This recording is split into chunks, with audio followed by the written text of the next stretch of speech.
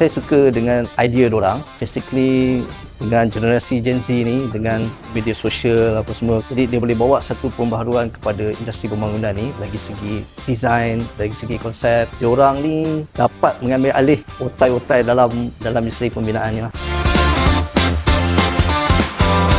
Saya harap lagi ramai orang muda yang akan masuk ke dalam TVET untuk menceburi bidang-bidang construction khususnya, untuk kita sama-sama menaik dan membangunkan IBS di Malaysia dan juga industri pembinaan. Contoh macam yang competition kita buat hari ni. From idea, they work out the design and make it into reality of the real project. This is a good platform, exposure for them, so that they know bila mereka graduate nanti, bekerja, dia boleh adapt dan do in a practical.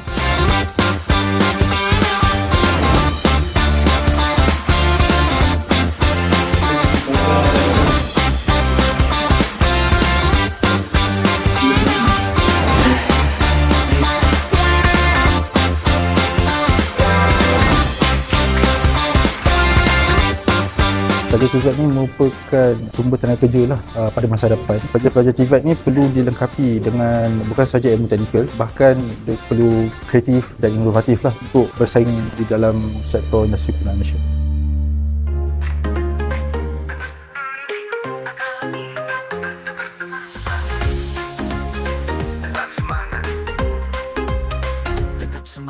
Tetap semangat, jangan pernah berhenti. Walau rintangan datang silih berganti, bersama kita melangkah menggapai mimpi yang indah.